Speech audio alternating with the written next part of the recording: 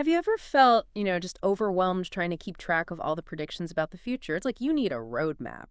Uh-huh. Well, today we're doing a deep dive into a really fascinating book. It's called Full Circle, Eschatology as a Closed Aspect of Open Theism. Right. And it makes this, well, pretty groundbreaking argument that really challenges how we usually think about biblical prophecy and maybe more importantly, its timing.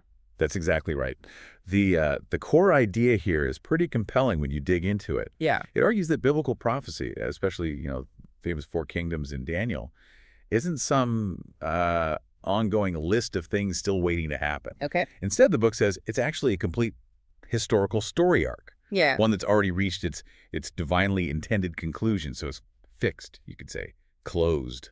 And, okay, this is where it gets really interesting for me. The author, Mountjoy, suggests that seeing prophecy as already fulfilled actually strengthens. It doesn't undermine a view called Open Theism. Which can seem counterintuitive at first. Totally. And Open Theism, for anyone maybe less familiar, tends to emphasize God's dynamic relationship with us and human freedom. Exactly. Divine relationality. So our mission today really is to figure out the problem this book sees in how we usually talk about eschatology, see how it critiques some long-held views, and then explore this full circle solution it proposes. And this isn't just, dusty academics. No, not at all. It hits right at how we read these ancient texts and, crucially, how we apply their really urgent warnings to our lives today. It has real implications. Yeah. So let's jump right in. The central crisis the book points to. It suggests our modern systems, our ways of understanding the end times, have somehow turned the Bible's really urgent calls to action into just theories, abstract ideas. Yeah. What's going on there? Why is that a problem? Well, you're right on it. If you look at the common frameworks people use, things like amillennialism, Right, the symbolic reign. historicism, tracing it through history, premillennialism, looking for that future literal reign, or postmillennialism, the gradual improvement idea, they all kind of tend to systematize these really urgent prophetic warnings into neat academic timelines instead of immediate calls for preparation. That's the key. And at the same time, you have these broader theological frameworks like Open Theism, like you mentioned, and Calvinism. Yeah, with its focus on God's absolute sovereignty. Right. And both of them, in different ways, kind of struggle with how God's plan and really precise timing claims in the Bible actually fit together. So what's the cost? I mean, what are we missing when we do that, when we turn urgency into theory? Well, the thing is, the New Testament uses incredibly specific Greek words here. It's not vague. Okay. For example, the word day. It doesn't just mean should or ought to. It signals divine necessity. It absolutely must happen. Ah, okay. That's stronger. Much stronger. And then you have words like ontashe or kairos. They point to immediate timing or a divinely appointed moment, not some fuzzy, distant future. Right. And egikin, like in the kingdom of heaven is drawn near. That's perfect tense in Greek. It means the approach is complete. It's here.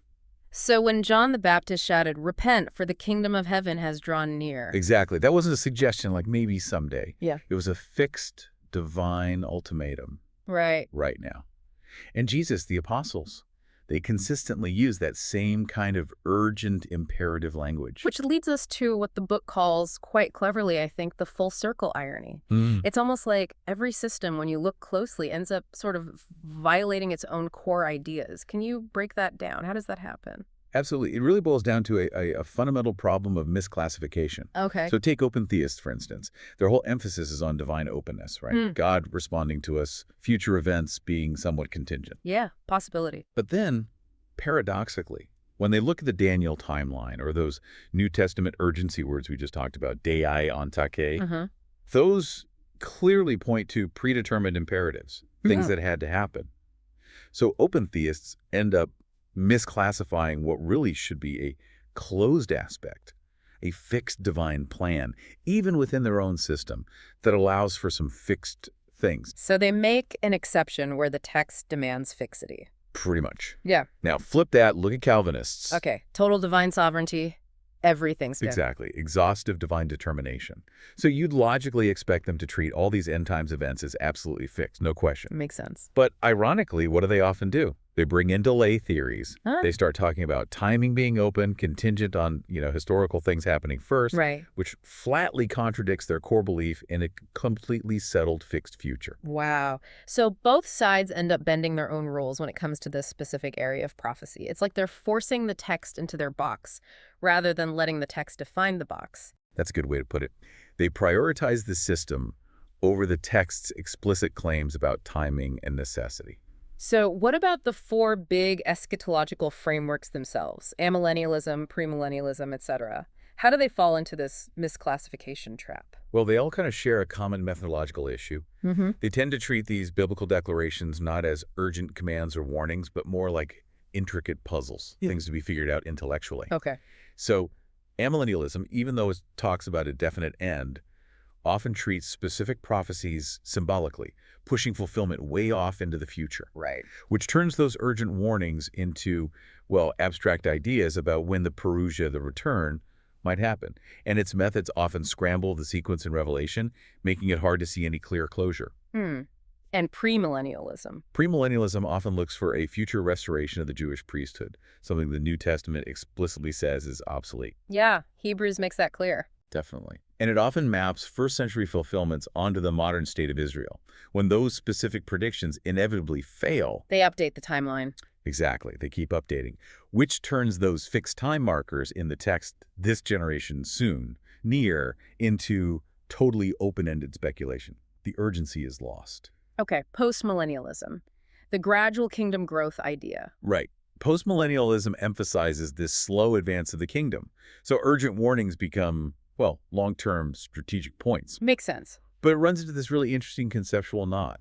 It rightly sees Daniel's great mountain filling the earth. Yes, the stone becomes a mountain. But then it proposes, rather bizarrely, that Jesus will return to destroy this very successful kingdom he built. Wait, what? He created this logical absurdity. Either Christ destroys his own victory, or the stone somehow attacks the mountain, but the stone is the mountain. That does sound tangled. It is. And it also stretches those immediate time markers, soon, near, across potentially thousands of years. And finally, historicism.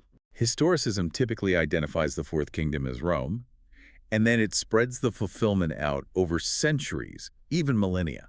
Right, matching prophecies to events across history. Which, again, transforms those urgent New Testament markers meant for that generation into these vast historical processes. The focus shifts from personal readiness to just, well, intellectual pattern matching.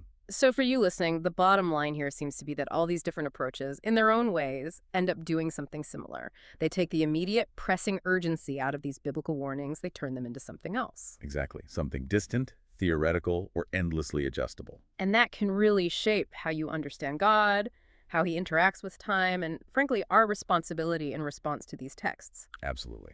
Okay, so with those critiques laid out, the problems identified. What's the alternative? What does Full Circle propose instead? If the traditional views are stuck in misclassification and delay, what's the way forward? Right, so the book puts forward what it calls the atavist solution. It's a really unique approach. Oh. It combines open theism, remember that emphasis on God's dynamic relationship and responsiveness, with realized eschatology. Now, realized eschatology is the view that says many key prophecies we often think are future actually happened already, specifically in that period between roughly 62 and 136 CE. Okay, that's a specific time frame. Very specific. And the key move is this. It uses open theism's own built-in category for closed aspects. Open theism already acknowledges that some divine actions or imperatives are predetermined, fixed, inevitable. Ah, so it's not all open, even for open theists. Exactly. So the atavist solution simply says, okay, this specific eschatological sequence, Babylon, Medo-Persia, Greece, the Fourth Kingdom, the mountain, let's reclassify that sequence as one of those predetermined closed aspects. It had to happen exactly as foretold. So it preserves God's responsiveness in other areas, but locks down this specific prophetic chain as fulfilled? Precisely. It acknowledges these events as a completed chapter of redemptive history that unfolded according to a fixed divine imperative. That really brings us to what the book calls the historical fixity principle. What exactly is that, and how does it shift our view? It's actually a very simple principle, but with huge implications. Okay. Once the future becomes the past, it's fixed. It's history. We can't change it. Right. Yeah. Obviously. Can't change yesterday. Exactly. So the principle says If we take the New Testament's own words about the end of the age, the parousia, the Lord's return, and we take their explicit timing words seriously, this generation, soon, near. Which we established were very specific. Very specific. Then we must categorize those events as things that have already happened. They've become fixed, closed historical realities, not things still waiting in the future. So we let the text's timing define the event's status rather than forcing it into a future slot. That's the core of it. Let the text dictate the timeline. Okay, now this next point really seems to drive it home.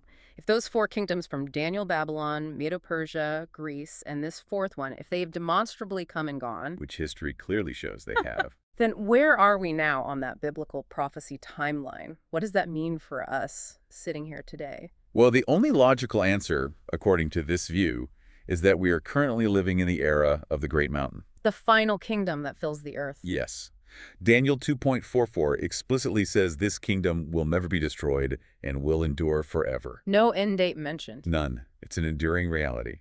So this perspective basically makes any ideas about the Fourth Kingdom being Rome in the past, or especially some kind of future revived Roman Empire. Which is a very popular idea. Very popular. It makes those ideas not just incorrect, but actually misleading. How so? Because to hold those views, you'd have to somehow reverse a completed timeline, which is impossible. Right. History is fixed. Or you'd have to imagine the stone, Christ's kingdom, somehow unbecoming the mountain it grew into, which is also logically impossible according to Daniel's own imagery. The sequence is done. Okay, this naturally brings us to that massive point of debate.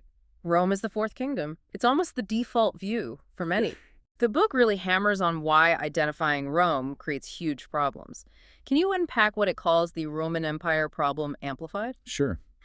Identifying Rome as Daniel's fourth kingdom, while traditional, creates problems the book argues are basically insurmountable. It details these in the appendices. Okay, what are they? Well, first, there's the temporal impossibility. The timing is just way off. How so? The Western Roman Empire fell, effectively, around 410 CE.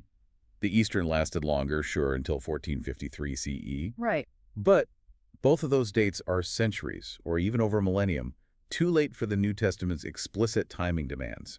Like Jesus in Matthew 24.34 saying, "This generation will not pass away until all these things take place." This generation clearly didn't mean 400 years or 1400 years later. Exactly. Or Revelation 1.1 saying things must soon take place. That massive time gap, that's the root cause of all the delay theologies we talk about. It forces interpreters, whether open theist or Calvinist, into positions that contradict their own core principles just to make Rome fit. Okay, so the timing is a huge issue. What else? Second, there's the apocalyptic fulfillment problem. The nature of the end doesn't match. What do you mean? The New Testament clearly predicts the end of the Fourth Kingdom involves dramatic divine intervention, supernatural judgments, cosmic signs, God acting directly. Yeah, apocalyptic language. Definitely. But how did Rome actually fall? Barbarian invasions, internal political collapse, the Ottomans sacking Constantinople. Pretty secular events. Entirely secular processes. There was no obvious divine intervention, no supernatural signs matching the prophecies. It's a complete mismatch between what was predicted for the Fourth Kingdom's end and what actually happened to Rome. So if Rome doesn't fit the timing or the manner of the end, what's the alternative? What does fit? This is where the book offers its atavist alternative. Right. The book makes a strong, detailed case for Hasmonean Judea as the Fourth Kingdom. Hasmonean Judea, that's the Jewish kingdom after the Maccabean revolt, before Herod and the Romans took full control. Exactly. Roughly from 163 BCE through its final destruction in 70 CE. And the book argues the concussion and pulverization of the Danielic image extends up to the Bar Kokhba revolt in 136 CE. Okay, how does that fit better? Well, first, temporal precision. It fits the timeline perfectly. The book breaks it down into phases. Shins of iron, 163-37 BCE. Feet of iron and clay, 37 BCE, 66 CE. The final Judeo-Idumean War Confederacy, 67 to 70 CE. All of these conclude squarely within that crucial this generation time frame Jesus spoke about. Okay, timing works. What else? Geographic relevance. It makes sense contextually. Daniel is a Judean prophet, writing largely about the future of Judean kingdoms for a Judean audience. Why would the Fourth Kingdom suddenly be Gentile Rome? Good point. Keep it local. It also supports linguistic accuracy. Soon in Revelation 1.1 can actually mean soon, with the fulfillment happening right there between 62 and 136 CE. No stretching required. And the apocalyptic fulfillment. Does 70 CE match? Critically, yes. The apocalyptic fulfillment lines up perfectly. The destruction of Jerusalem in 70 CE was a divine judgment executed through the Roman armies in the Jewish war. Okay. There were supernatural signs reported by contemporary historians like Josephus and Tacitus, exactly the kind of thing predicted. The Second Temple was destroyed, fulfilling specific prophecies. The whole event follows an apocalyptic pattern that mirrors the Second Exodus idea, where God's judgment on Jerusalem echoed the plagues on Egypt. It fits. That's a very different picture, but you said there's even stronger evidence, maybe the most devastating for the Roman view, from Jesus himself, his own interpretation. Yes, what the book calls the wedding feast proof. Okay, explain that. This is really compelling. In Matthew 22, Jesus tells a parable about a wedding feast, verses 1-10. I think I know the one. The king invites guests. Right. And the invited guests refuse, mistreat the servants. And then Jesus says very explicitly the king sent his armies and destroyed those murderers and burned their city. Then he said to his servants, "The wedding is ready." Ah, the sequence. City destroyed, then the wedding starts. Exactly. Destruction first, then the feast begins. The sequence is absolutely crucial. Okay. And how does that link up with Revelation? It links perfectly. Go to Revelation 19, verses 1-9. What do you see? Let's see. Destruction of Babylon the Great. Which the book argues, contextually in Revelation, refers to Jerusalem, the center of opposition to the early church, not Rome. Okay. Interesting interpretation there. So Babylon the Great is destroyed, and what happens immediately after? The announcement, the marriage of the Lamb has come, and his bride has made herself ready. The feast begins. Identical sequence. City destruction, wedding feast commencement. Jesus in Matthew 22 and John in Revelation 19 present the exact same order of events. It's unmistakable. Wow. Okay, so how does the traditional Rome view stack up against that specific sequence from Jesus in Revelation? It fails completely. Oh. Well, think about it. The sack of Rome in 410 CE, or even the fall of Constantinople in 1453 CE, did wedding feasts suddenly begin then? No, Christianity was already spreading for centuries. Exactly. The feast, the era of the church, was well underway. Plus, those events were secular conquests, not the specific divine judgment on those murderers Jesus talked about. Who were the murderers in Jesus' context? The Jewish leaders of his day who rejected the prophets, orchestrated his crucifixion, and persecuted the apostles. Yeah. That's who he directly addresses. Got it. And of course, the timing for Rome's fall is centuries, or even a millennium, too late for this generation. It just doesn't fit the sequence Jesus laid out. But 70 CE Jerusalem, how does that fit the sequence? Like a glove. Perfectly. Break it down. Okay. The murderers. The specific Jewish leadership of the first century, this generation, that Jesus said would bear responsibility. Check. Right. The city burned. Jerusalem destroyed in 70 CE. The temple burned to the ground exactly as Jesus predicted in Matthew 24.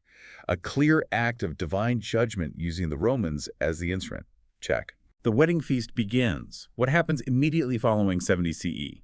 Christianity explodes across the Roman Empire. Gentile inclusion ramps up dramatically. The church, the bride, comes into its own, fully established without the rival system of Temple Judaism. The New Covenant era, the feast, truly begins in earnest globally after Jerusalem's fall.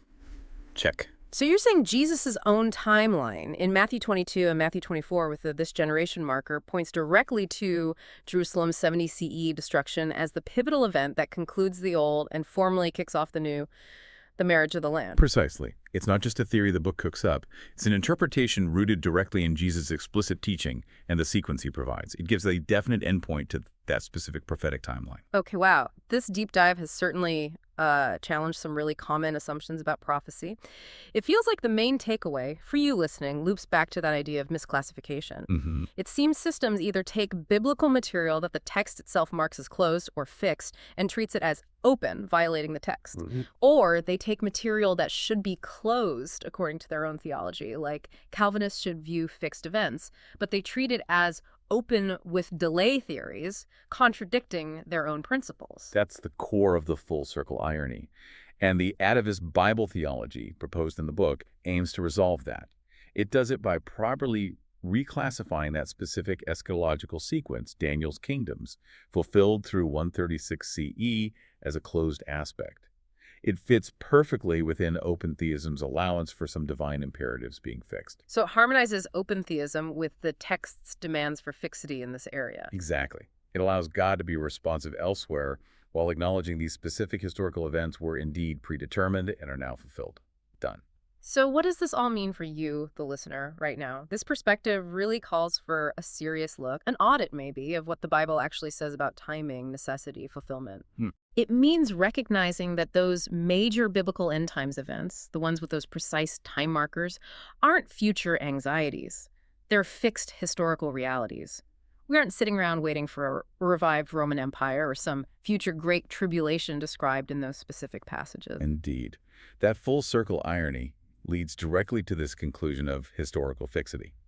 Since that predicted future became the past, the New Testament's declarations about it, with their non-negotiable timing, must be seen as describing completed history, not open possibilities. And we're living now. We're living now in the Great Mountain phase, the kingdom that Daniel said would endure forever. It's here. It's ongoing. Which raises a huge challenge for other views. A huge challenge. Any theory proposing future apocalyptic events based on those specific texts has to explain how a prophetically completed and historically irreversible timeline can somehow be restarted or repeated or stretched beyond the endpoint the texts themselves declared. You can't unscramble the egg, basically. Pretty much. The stone became the mountain. That sequence is finished. It can't be undone. So this leaves a really important question for you to think about. Yeah.